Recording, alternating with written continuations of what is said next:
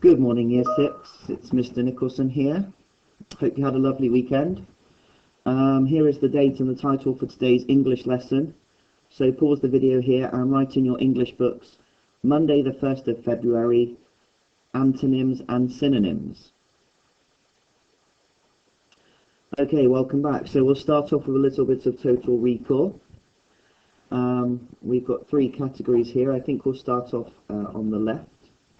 So here we've got statements, commands, questions and exclamations. I would like you to match each one up to the right category, and I want you to add the correct punctuation. Spend a few minutes on that and then we'll move on to the next part. Okay, let's have a look at these in turn then. So we'll start with the first one, take the rubbish out. That one would need a full stop or an exclamation mark, and this one is a command because it starts with a bossy verb. It starts with an imperative.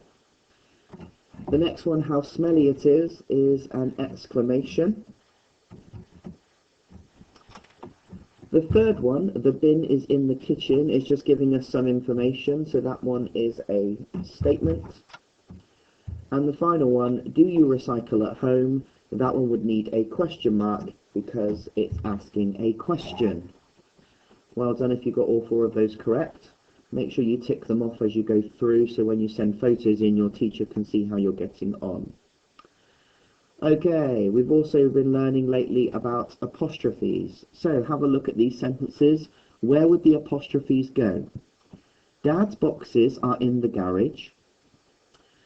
I couldn't move them, they're too heavy. And there might be a bit of a spelling mistake in that one too. The women's shop was shut. It will be open again later. So if you could write those 3 sentences into your books, put the apostrophes where you think they go, keep a lookout for that spelling mistake, and I'll go over the answer in a minute. Right then, let's have a look at these then. So the first one says Dad's boxes are in the garage. The boxes belong to Dad, so the apostrophe goes after Dad. In the second one, it says, I couldn't move them. Now, couldn't is a contraction for could not, so we put could, and then the O is missing in not, so we put a little apostrophe in there between the N and the T.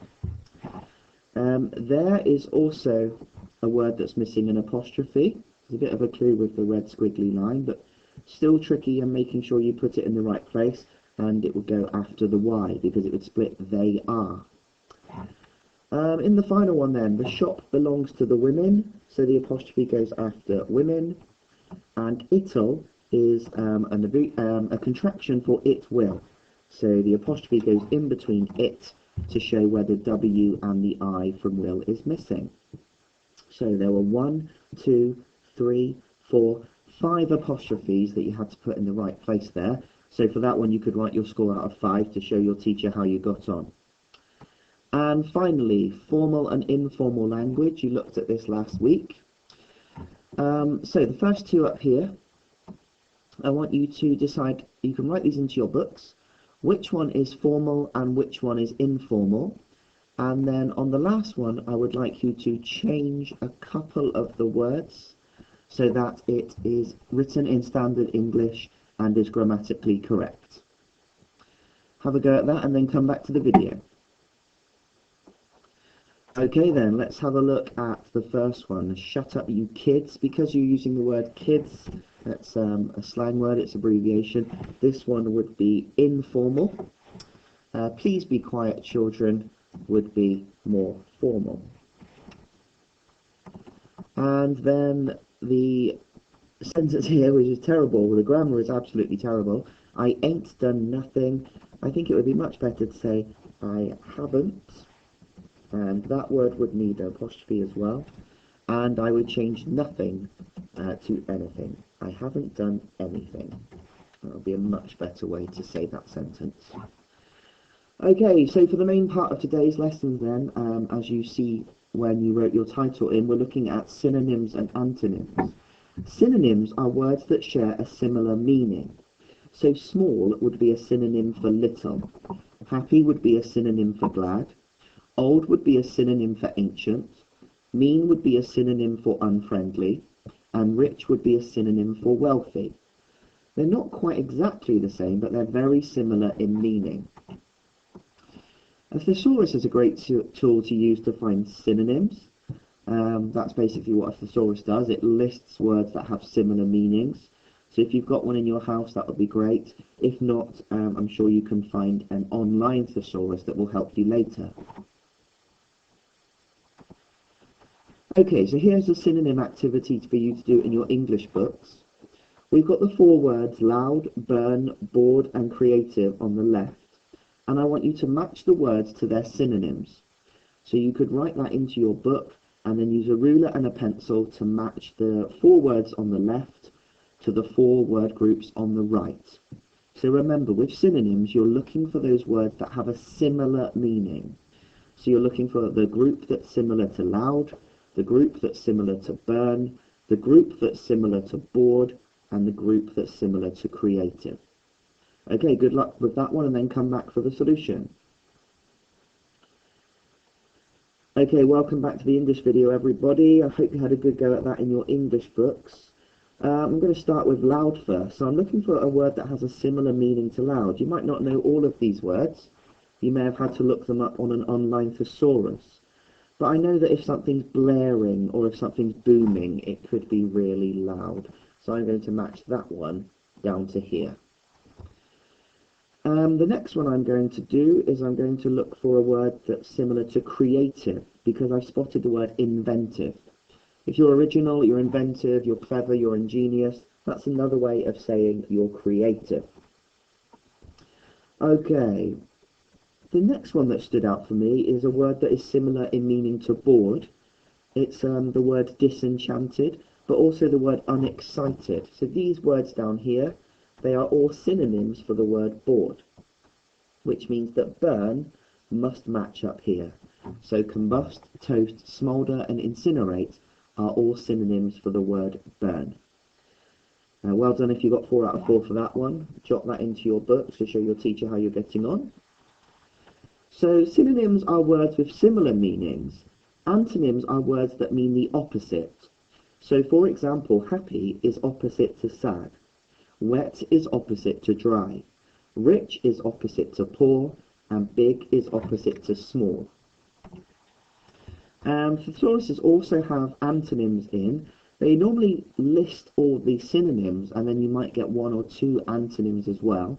So again, if you have a thesaurus at home or access to an online thesaurus, that could prove really helpful with the next activity. So we've got the same thing here, but this time you've got to look for the opposites, the antonyms. So you're looking for the word groups that are opposite to beautiful, assertive, competitive, and easy. And if there are any words you're not sure about, you could look them up in a dictionary or a thesaurus, and that might give you some help. Okay, so spend a few minutes, do the same thing in your English books, write all this down and then match the words up, and then come back to the video to see how you got on. Okay, welcome back everybody. I'll change the colour of pen for this one.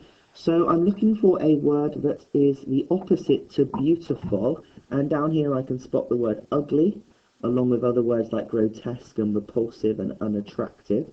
So those would match to beautiful. Now I'm looking for something that's opposite to easy. So if something's not easy, you could say that it is... Oh, this is a tricky one. Okay, so if someone is not easy, they would be strict or stern or intolerant and not giving you an easy ride, making it difficult for you. Okay, so, I mean, there's a big clue on this one because you've got the prefix non, which states that it's not competitive, so that must be the opposite to competitive, which leaves us with these words like quiet and shy, and that's the opposite to assertive. So if you're described as being assertive, that means you're not quiet, you're not shy, you're not unconfident, you are confident. Okay, great job if you got 4 out of 4 for that activity as well. Okay, so here is your independent task for today. And now that you know what synonyms and antonyms are, and how to find lists of them, I want you to complete a quick synonym or antonym poem. And I will show you a waggle for this, so you can use that to help you with this task. So for bronze, you're going to write a synonym poem about the word beautiful. For silver, you're going to write a synonym poem about finding, and then write an antonym poem for finding as well. And I put use frame because I'll show you an example. And for gold, you're going to write a synonym poem and then write an antonym poem too. And you can make a choice whether you write one about fun or laughing or being a hero. Okay, so those are the tasks. I'll give you a little bit more information now. So here are the bronze